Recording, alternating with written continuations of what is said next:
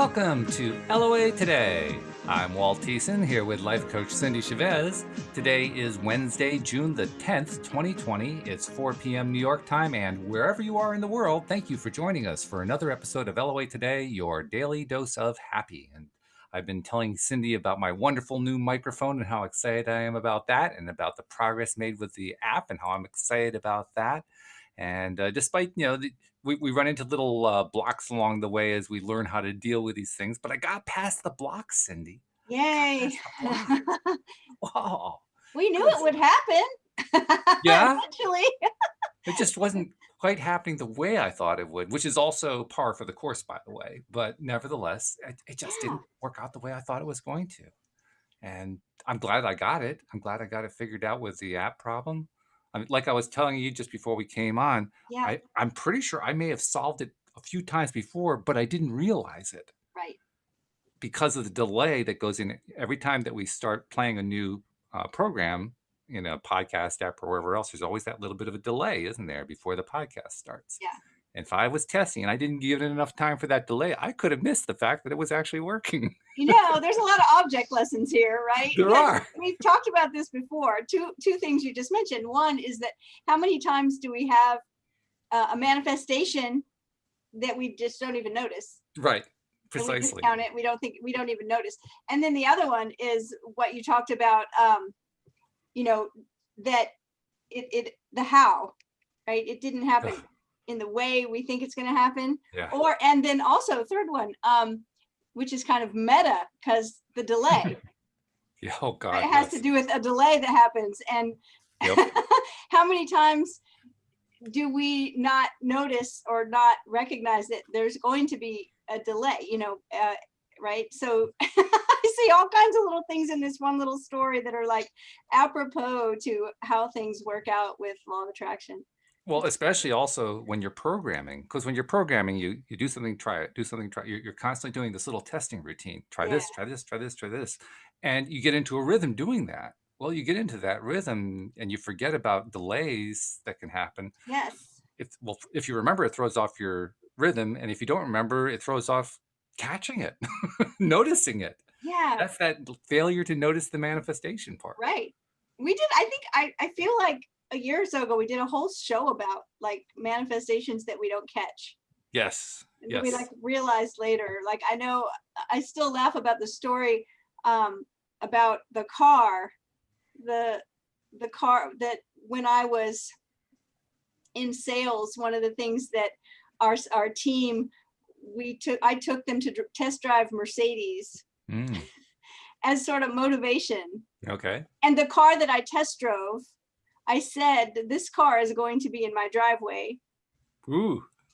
And come to find out, a whole bunch of things happened in my life that changed. And then I wasn't with that sales team anymore. And then I started another business, blah, blah, blah, all kinds of things. Yeah. 10 years later, we inherit a car. It was actually my husband's mother passed away and had given him her car. Guess what car it was? It had to be that one. It was. And wow. We actually think it might actually be the exact car that I test drove. Not just the same make and model, not just the same year, but the exact car. Right. So my joke has been about that's pretty awesome. And also it took 10 years. I got to get better at this. Yeah, a little hidden resistance going on there somewhere. Not everything that I try to manifest takes 10 years. Thank goodness. Thank goodness, right? Otherwise we'd be really going crazy. Oh, you're right. There's so many object lessons in all of this. And well, that's just part of what we go through. We're learning how to do this stuff. We're learning how to apply stuff. One of the most confusing things I think about the whole law of attraction thing is most of the time we can't actually see the process. We can't, even at least with electricity, you can see the light when the light comes on. Huh? You can hear the radio when the radio comes on. You can hear the smartphone when the smartphone comes on. Law of attraction, source energy. I believe that we talked about this the other day. I believe it's possible to measure and detect source energy. I think perhaps science may be doing Ooh, it now without realizing it. But right now, you and I and the rest of the world don't really have a tool for measuring and detecting it. So we can't see it. We can't well, see it happening. I agree with what you're saying. And also the thing that popped into my head was two things. One, our emotions, Hmm. which, they're very important and they give us a lot of information. And also they're not always 100% foolproof. Sure. I mean, I say that because same with, we're learning that too, right? Yeah. Kind of like intuition. Like I know my intuitive voice pretty well. Mhm. And yet am I confident enough to say that I always believe it 100%? Well, no, because if I did, I wouldn't argue with it. And actually arguing with it is part of what tells me that that's my intuition. I go, oh, Ah.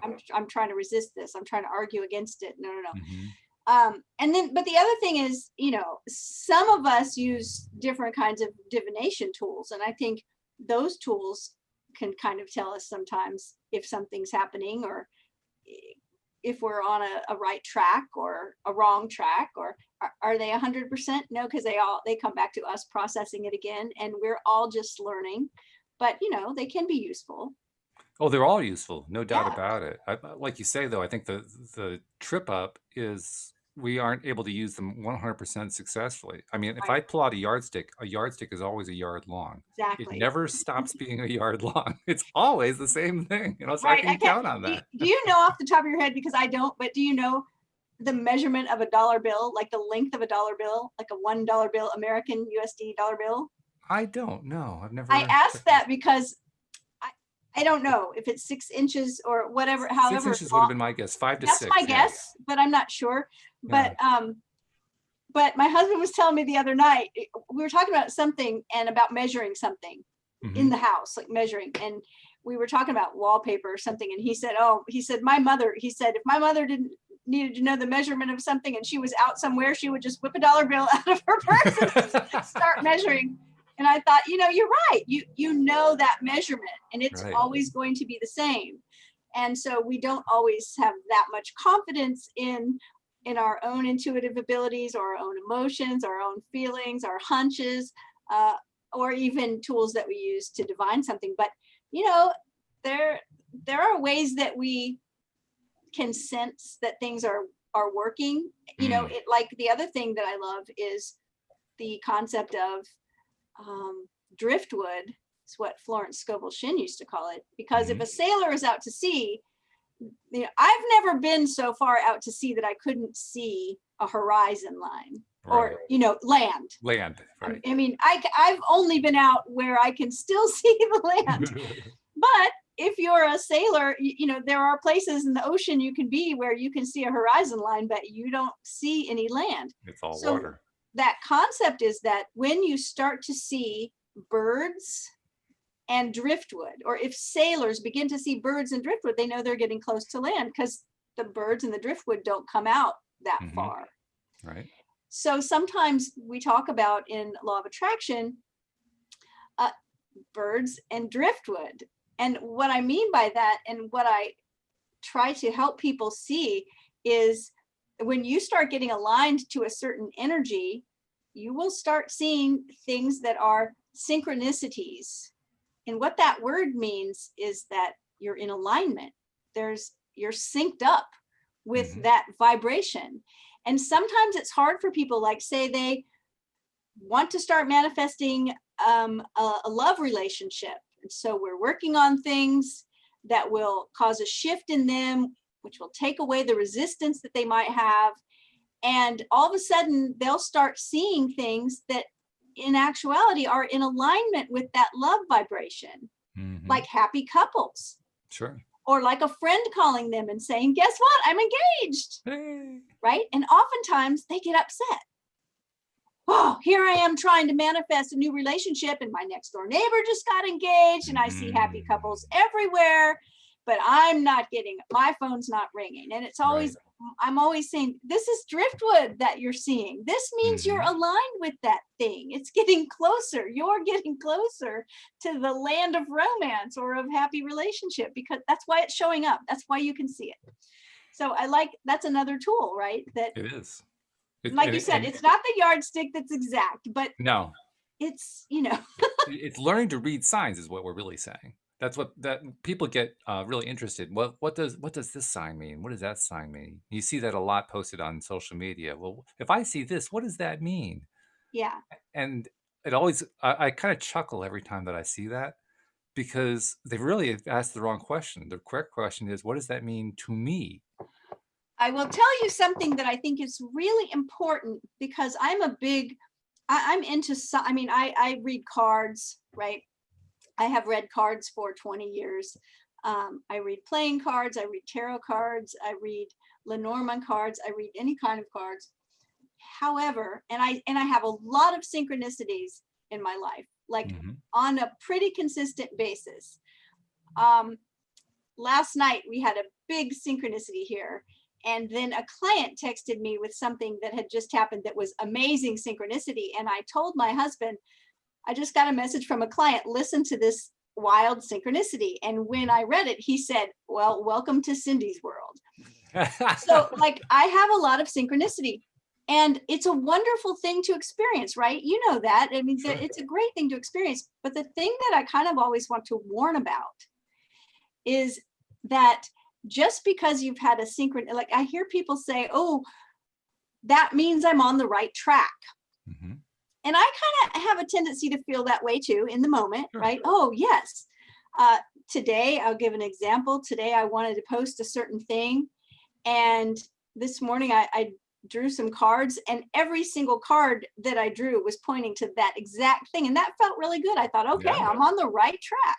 Yeah, sure. What it really means is that I'm really in sync with that idea, with that vibration, with that thing that I wanted to do. That's where I was vibing, right? Right. And here's the warning. It doesn't mean that's the right thing for me to do a year from now. And I say this because, you know, anybody that's listened to our podcast for any length of time knows that I was in a emotionally abusive relationship for a long time, and that I learned a lot, and I've become an expert in certain things because of it. So I don't have any regrets, right? I don't want to do it again. Don't blame you. But during that time, because this particular relationship, at the beginning of the relationship, there were so many synchronicities. And I mean, I won't tell you all of what they were, but they were wild. Like, oh my gosh, if I did tell you, you would say, oh my gosh, how is that even possible, right? Just really, really serious synchronicities. And when the relationship started to not feel good and not be good, I hung on to those synchronicities as proof that we were supposed to be together. And things got bad and worse. And even during those years, I convinced myself, yeah, but remember all those synchronicities. And all those synchronicities meant was that back then we were both aligned.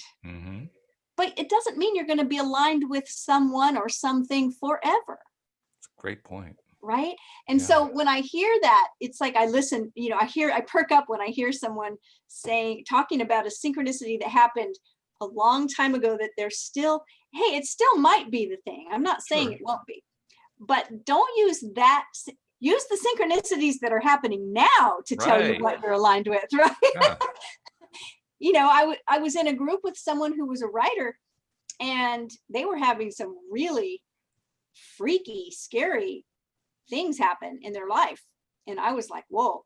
And then the leader of the group asked them, well, what is it that you write? And they wrote horror novels and had been writing them for, you know, years. I mean, and publishing them. They were, you know, successful with it, right? And the leader said, well, doesn't it make sense that if you're totally immersing yourself in that, like 10 hours a day, that you're going to start having some things happen, because that's what you're aligned with, right? That's right. Yeah. So it's like, it's not a good, here we go again, right? With not negative, positive, good, bad. It's just alignment. You can be aligned with anything. That's true. And you'll have synchronicities, and they may be horror story synchronicities, or they may Yeah. be lovey-dovey, romantic, wonderful synchronicities. It's just where you're aligned. I love the point that you made that you don't really want to be paying that much attention to a synchronicity from 10 years ago. It's kind of like driving down the highway. You're driving from New York to Philadelphia, and you see a sign that says Philadelphia 10 miles. And then after some time, you see a sign that says Dover, Delaware. And wait a minute, there was a sign there for Philadelphia. I mean, I know the sign said it was Philadelphia 10 miles. It's got to be here. Well, no, you pay attention to the sign that says you're in Dover, Delaware, not the one that you were past, 15, 20 miles ago. Yeah, right. That's it. That's it. And I think that past synchronicities and manifestations that we have, I was with somebody the other day who told the most incredible story of something they manifested, and I remembered it from the time it happened, like years ago, and I could see how excited he was to tell the story, and like it was really exciting. And that's what we can use those stories for, to bring us hope if we're feeling hopeless, right? Right, Or to sure. remind us that we have been successful at this, but not to prove that we're in the right place now, just like you said. Like, Yeah. I can't use that sign to prove I'm in the right place. There's a sign right here telling me where I'm at, and I'm here, not there. So good stuff. Very good. Hey, I wanted to share something that Josie punched into the live stream. She actually shared this yesterday, and it's about a person you just mentioned, Florence Scovel Shinn. Yay, She Florence. says, I got to scroll a little bit back here, so give me just a second. But she said, yesterday on the show, I brought up the captain's story in Florence Scovel Shinn's chapter on love, part of Game of Life and How to Play It. Are you familiar with that one? Oh yeah, I can probably pull it off my shelf right here. I'm sure I have it right here. Yes. She goes on to say that you brought up hunches, and in the Game of Life and How to Play It, Shinn states the answer will come through intuition or hunch, a chance remark from someone, or a passage in a book, etc., etc. And Josie goes on to say the answers are sometimes quite startling in their exactness. For example, a woman desired a large sum of money. She spoke the words, "Infinite Spirit, open the way for my immediate supply. Let all that is mine by divine right now reach me in great avalanches of abundance." And then she added, "Give me a definite lead. Let me know if there is anything for me to do." The thought came quickly, well, give a certain friend who had helped her spiritually $100. And she told her friend, who said, well, wait and get another lead before giving it. And I'm scrolling down here as I'm reading this. So she waited, and that day met a woman who said to her, whoops, no, that's the same thing. Oh, yes. So she waited, and that day met a woman who said to her, I gave someone $1 today. It was just as much for me as it would be for you to give someone 100.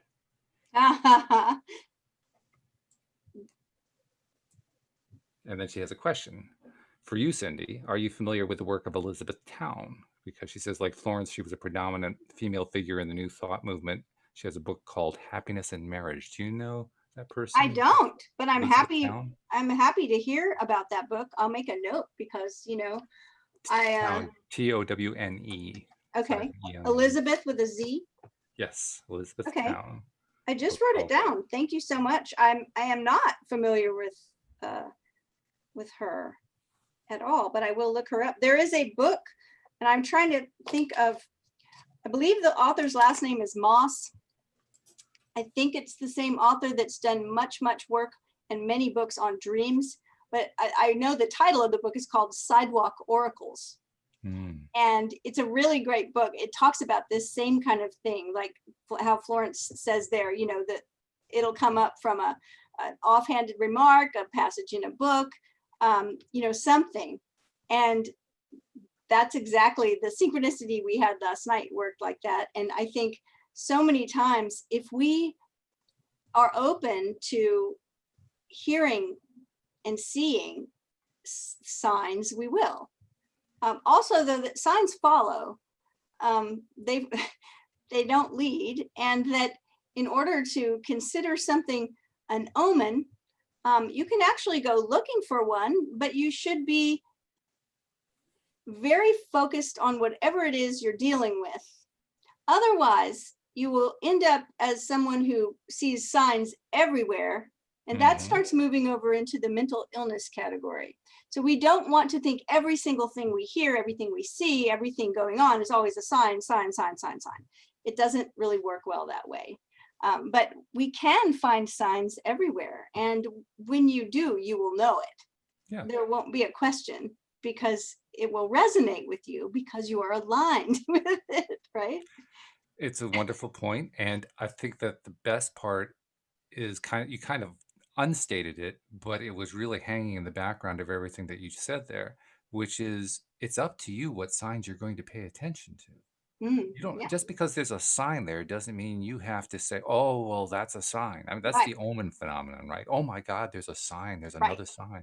Can you right. imagine if you're driving down the highway and you said that about every sign you saw?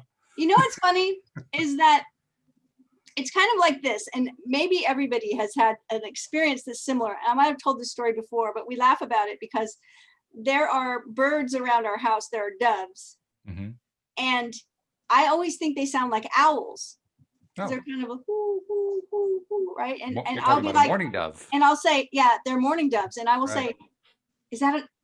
I think I hear an owl, and my husband will say, I don't want to break your heart, but that's a It's a dove. mourning dove, right? And we've probably had that little short conversation lots and lots of times. Yep. And here's the thing, I have heard an owl before. Mm-hmm. There's no doubt in my mind that it's an owl when I Sure. hear it, right? At Yeah. that point, I go, oh, that's the owl, like, Right. no kidding. And so it's one of those things where if you're guessing about it, yeah, it's probably not, because when it happens, you're so sure of it. It was like, oh, this. It's funny. I had the same thing, same overall long-term experience with mourning doves that you're describing, to the point where I actually memorized the mourning dove call just so that I could distinguish between it and an owl. Because the mourning dove call is woo hoo hoo hoo What's so woo. right? That's it. What's Yeah. so funny is that, okay, Stevie Nicks, who everyone knows who Stevie Nicks is, Yep. and I occasionally am Stevie Nicks on Halloween specifically. I could see that. That would work. And You got the she hair had, for it. I mean, if nothing else, you got the hair. she had a post. She had a post, and I guess I have liked her page on Facebook like a decade ago or something. I never see her post, but this post was there. Okay. And you know, she has a song that sings about the white-winged dove. Right. Sings a song, sounds like she's singing, whoo, Mhm. whoo, whoo, right? Right. Okay, well, she posted that she was at some resort and could hear a bird that she thought was an owl, and that someone said to her, that's a dove. And she said, I wrote this song without ever hearing a dove, and I've still never heard a dove until tonight. And this was like a month ago. Oh my goodness. She thought it was an owl, and we laughed a lot about that story. Sure. Yeah, but That's you're going to funny. know. You're going to know when you have a sign or a synchronicity that is significant. I mean, that's the etymology of the word significant, sign, right? Mhm. That's right. You will know it. And you know, you never have to act on it. Even if you feel like you really know it. If there's a little bit of doubt there still, like she was reading, like you were reading, wait for another one. Yeah. Yeah. Signs don't have to rule us at all. We're the Exactly. masters over the signs, not the other way Yes. around. Right. It reminds me of the old joke from, oh God, from almost, I think, to my childhood. It was like the what what's the word that we use to describe somebody who, the stereotype? It was the stereotypical thing that a mom would say. It would be along the lines of, "Oh, well, I suppose if Josie Smith jumped over a fence, you'd have to jump over a fence too." Right. All You your know, friends jump off whatever the the bridge. sign tells you to do, you have to do, right? Right. Yeah. It's like, no. No, you don't. And Yeah. even if you do now, it doesn't mean anything. You know, the allocation of meaning, things only mean what we make them mean, Hmm. what we allow them to mean, we decide they mean, Yeah. right? And things don't really have intrinsic meaning. We give them meaning. So Which is a much more powerful position. yeah, I've been speaking about this all week. My theme for the week has been personal power. And Hmm. that's what I've been speaking about. And this is one of those, another great, example of standing in your personal power. It's that you get to make those choices and decisions. Thank goodness. Otherwise, we'd be in trouble. Can you imagine if we had to take all of our cues from outside of ourselves and just get yanked around like a puppet? Well, I've seen it happen. Mm. Yeah, I've seen it happen. And I've seen people also be very, I don't want to use the word addicted. What's the word I'm looking for? Dependent, maybe dependent on outside signs and on like readers, psychics, card readers. And I'm a card reader, right? Hmm. So it's like I'm not saying anything negative or disdainful about card readers. I read Sure. cards. But when something happens and someone doesn't want to make any forward moves, doesn't want to take any action on anything until they have a sign, or until someone outside of them tells them, yes, this is the thing, whether it's a crystal ball or cards or runes or any other kind of divination. Sometimes I think that those things should always be confirming what we already know. Like I spoke about this morning, I woke up knowing about some things I was going to say, and then I got a really wonderful confirmation, and that's great, but I'm not dependent upon that. Right. And that's the difference, I think. I saw a post just today, I think it was, on Facebook, one of the law of attraction groups, and I actually didn't take the time to answer it or anything. I had too many things going on. But the person was posting how they had consulted a palm reader who had offered 15 free palm readings online or something like that. And so she took advantage of it. And the palm reader said that she and her son were going to die. And so now she was all freaked out about it. Mm-mm. All because she bought in to what this palm reader told her because she felt like if it was a sign, she had to pay attention to it. Yeah, no, not good. No, no. And that's basically giving up your power right there. Yeah, right. That's basically saying the sign governs me. It is, right. But it's giving someone else authority. Yeah.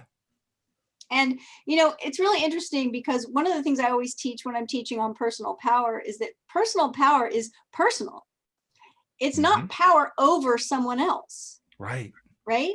If I'm standing in my own personal power, that does not mean I have or want to have power over anyone else, but I have my own personal power, and it is not connected to things outside of me. So in the same way that some people may feel very powerful because of a specific title they have, or maybe they're, I don't know, a ruler over a country, I don't know, whatever. Sure. That when that thing is no longer there, if they lose that position, then their power also goes. But your personal power doesn't go because it's not attached to, who you're married to or what company you run or what country you rule or any of that. It's personal.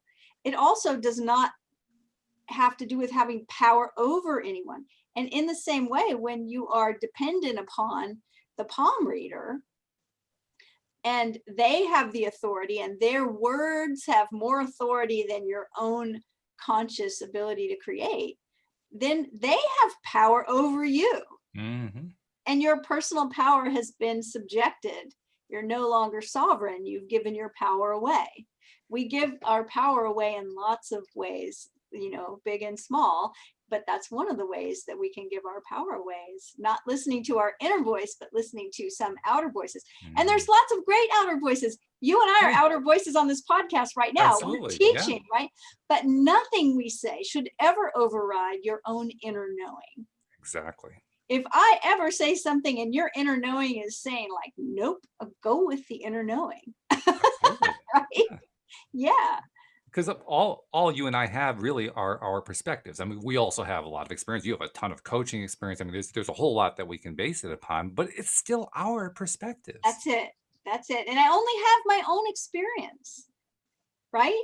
Mhm. Like right now, what we're seeing with all this racial tension in the world, one of the Mhm. things we're hearing over and over is people of color saying, white people, listen to us, let us Right. be the teachers here, because you don't have our experience. And Exactly. I definitely submit myself to that education, because I can't know what someone else goes through. I can't know what men go through. I can't know what people of color go through, because it's not me.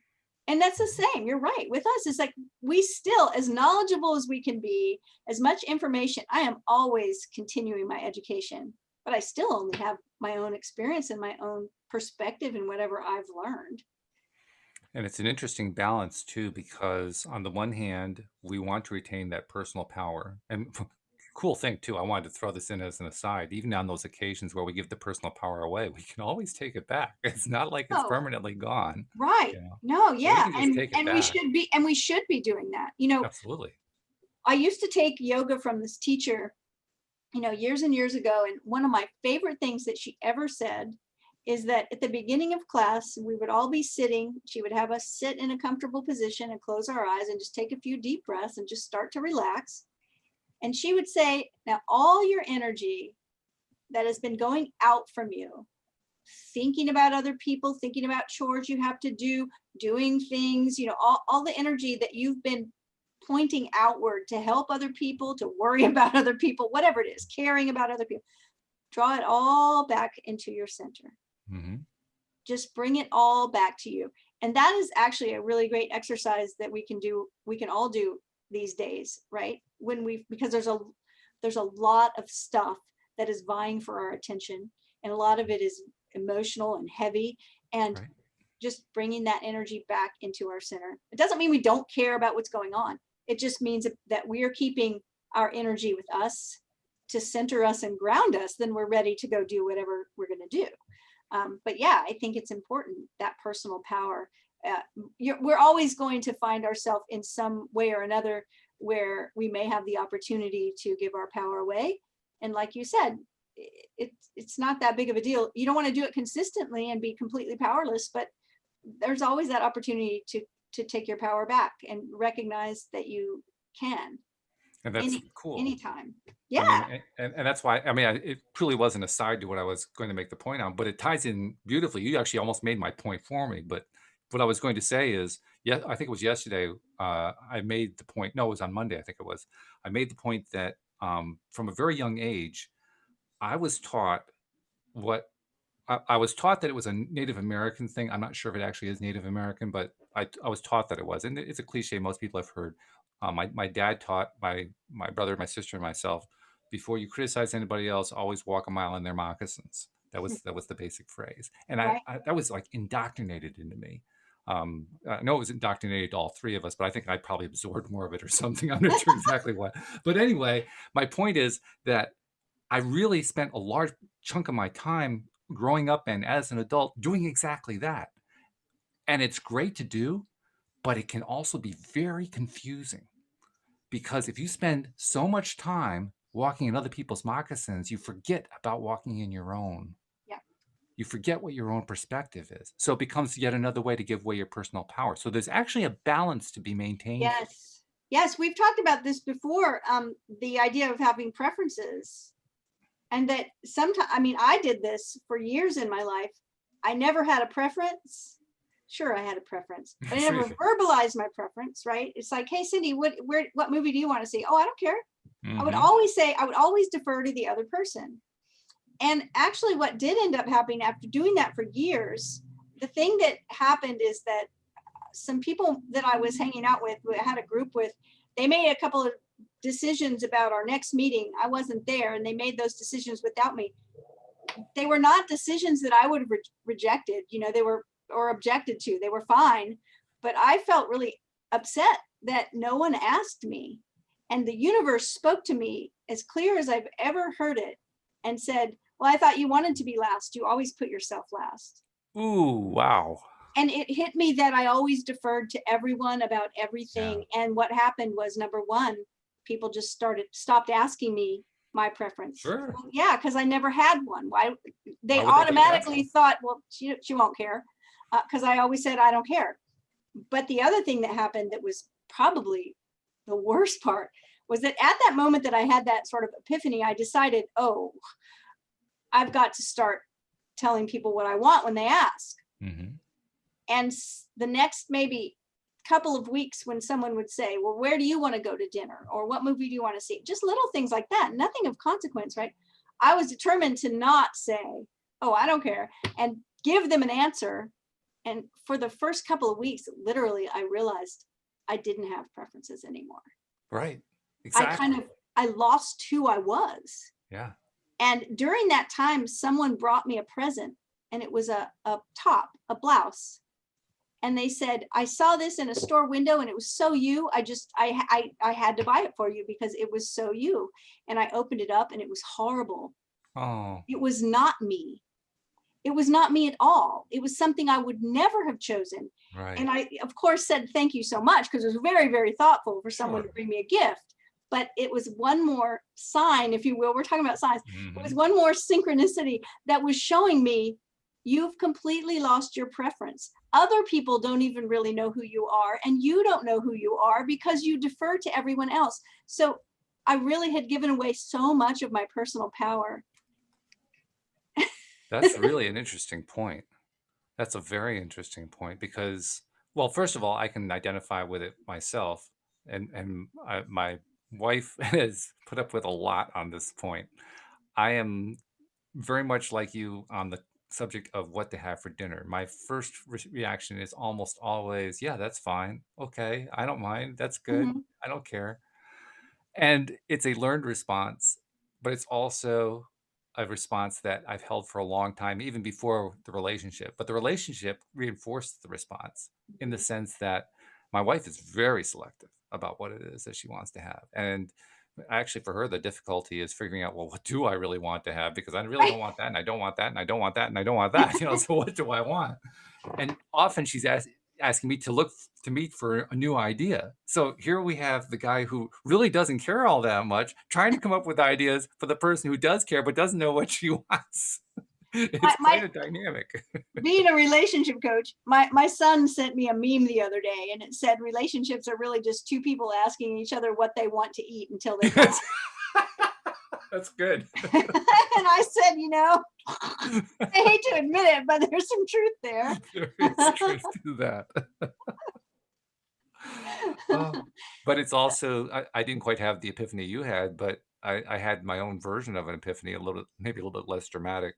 But essentially, I now make it a point to ask, okay, well, what do I want to have to eat right now? And not allow myself to get away with, well, I don't really care. And to actually take the time to kind of feel inside. And sometimes when I just couldn't come up with an answer, I mentally flipped a coin and picked one.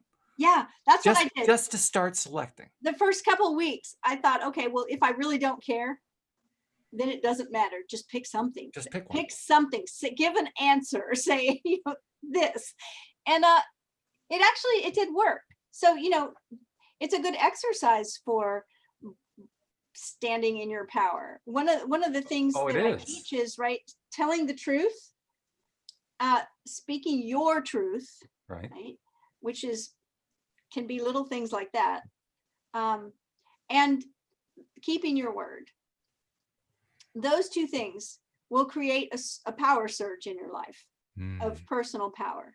Yeah. And it seems so silly, almost simple, right? It's like, well, I tell the truth. Well, I keep my word. But a lot of times people don't, about little things.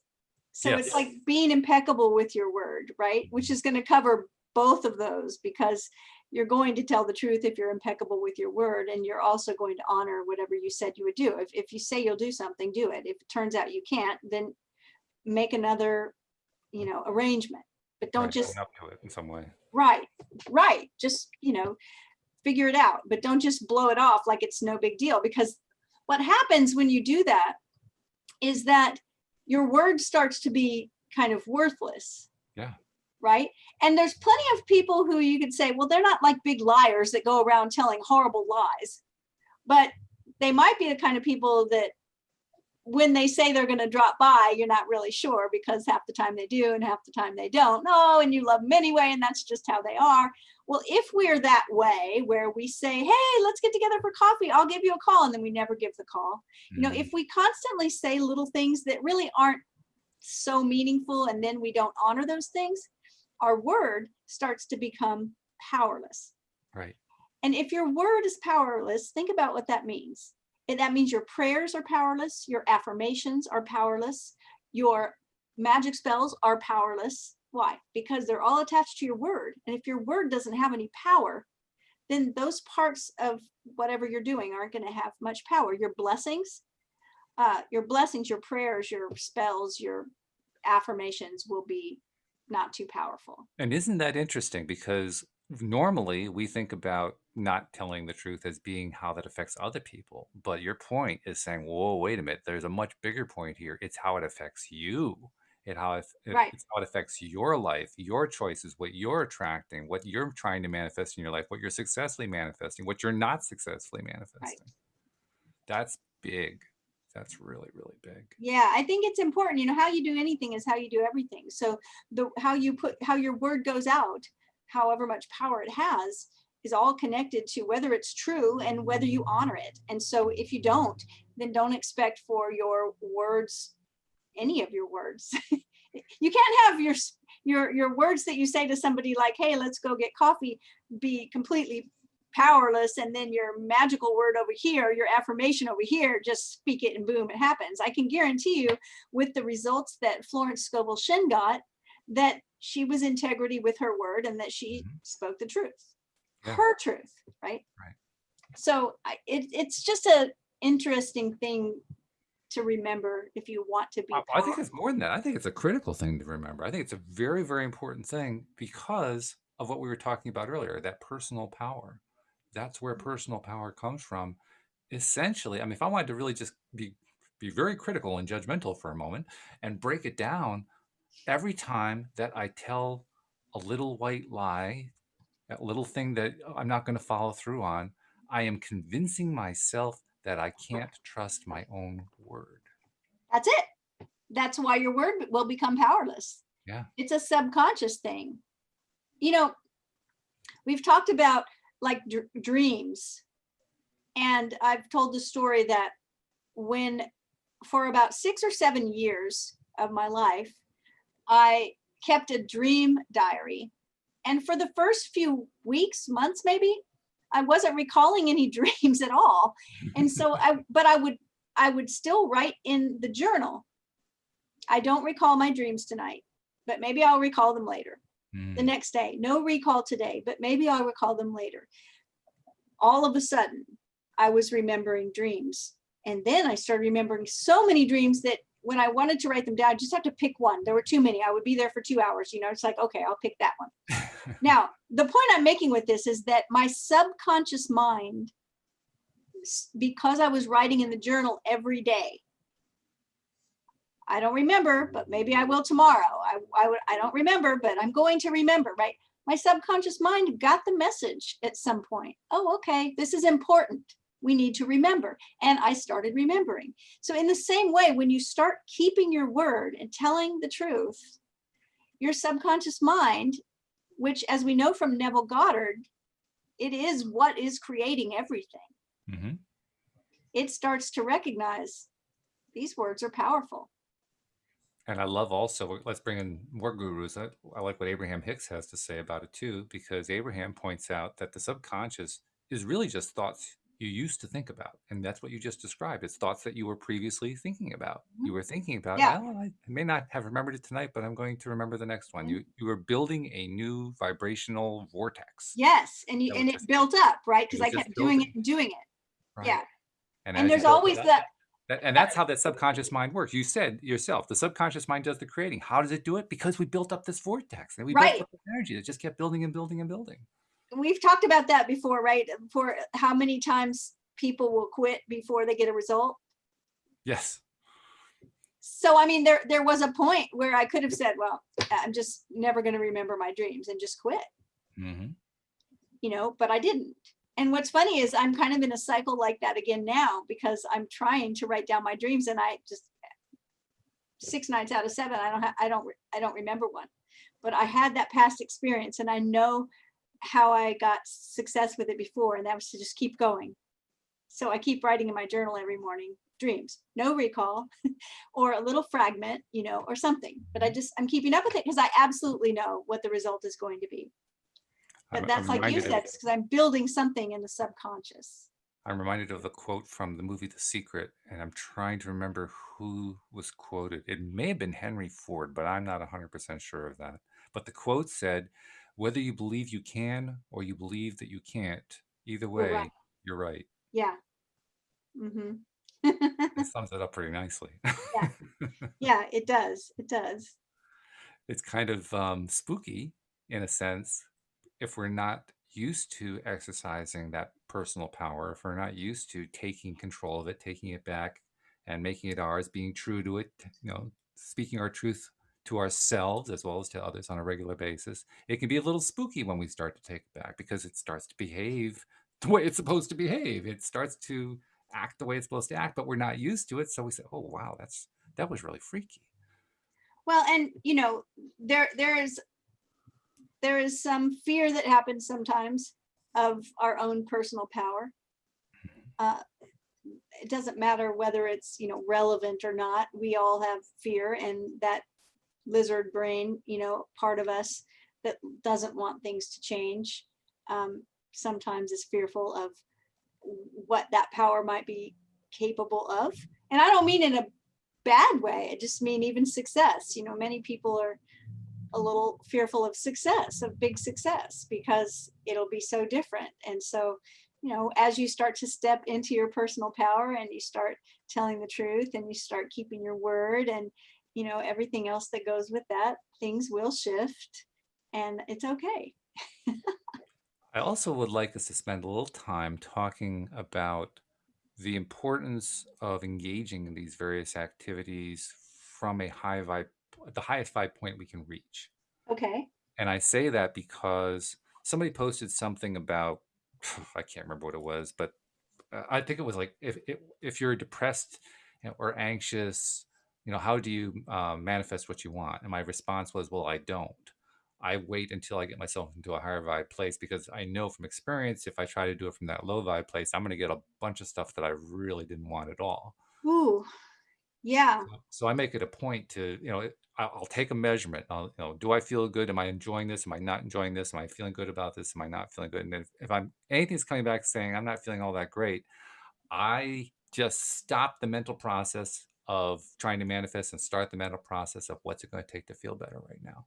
Well, yeah, that's what I was going to say too, is that if you're feeling really low, the objective is to feel better.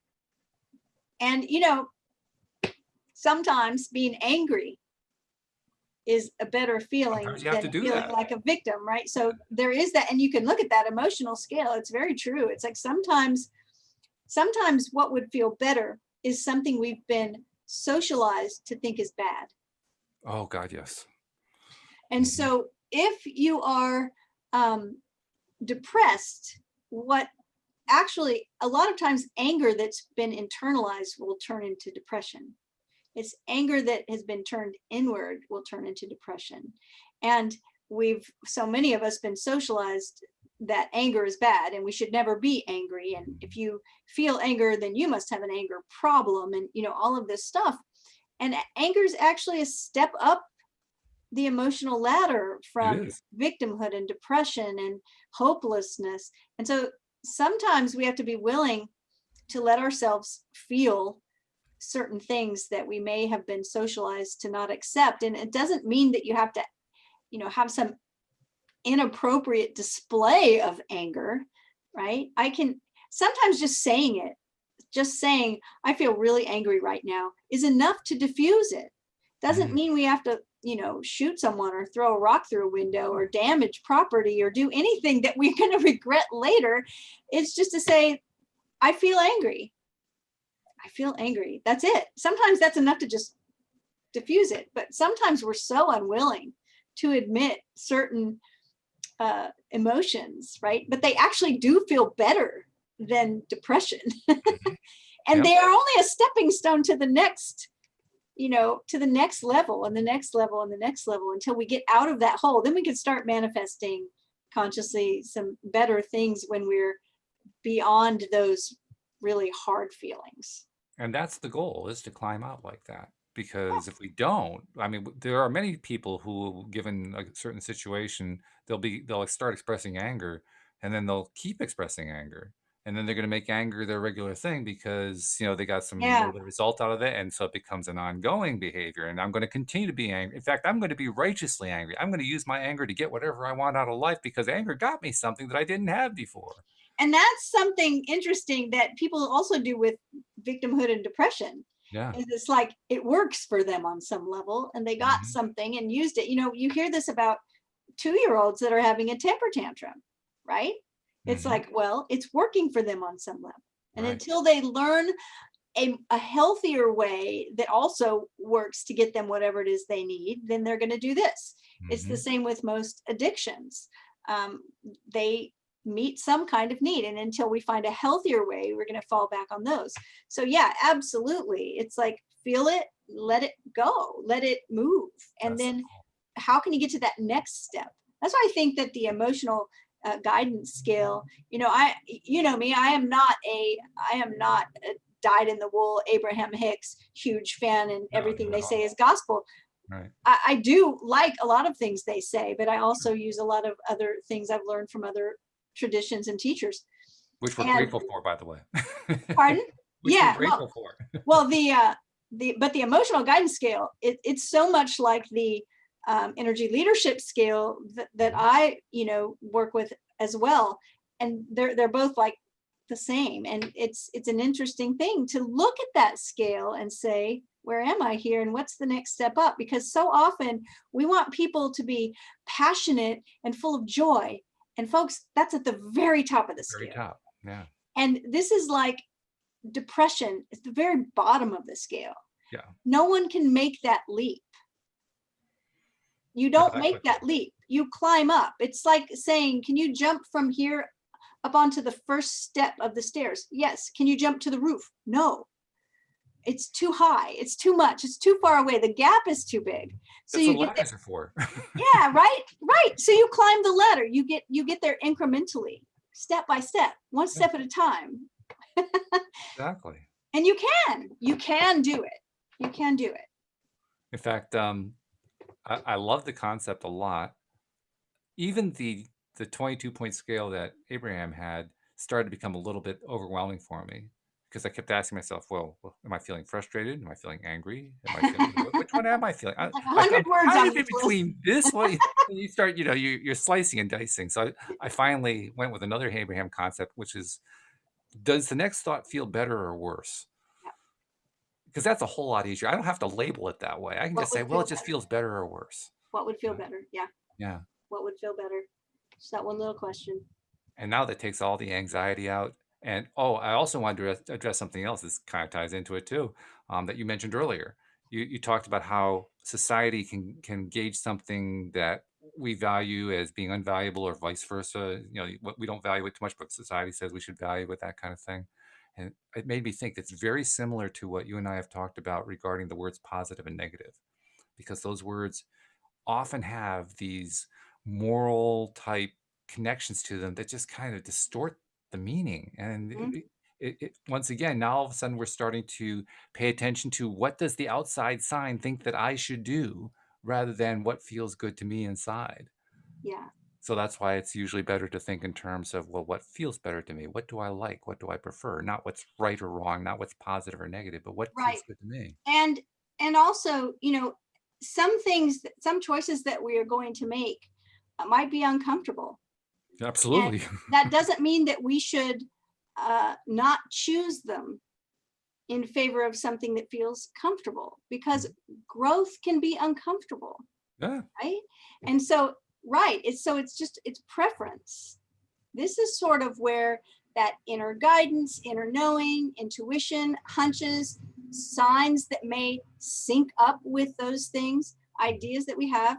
Um, I remember you telling the story about starting a podcast, Mm. right? and how sometimes we have an idea of something we want to do and we resist it because we don't think it's going to be comfortable. If we all did that all the time, if we only made choices of things that we thought fell into the this will feel good category, we would never really grow or make a whole lot of progress.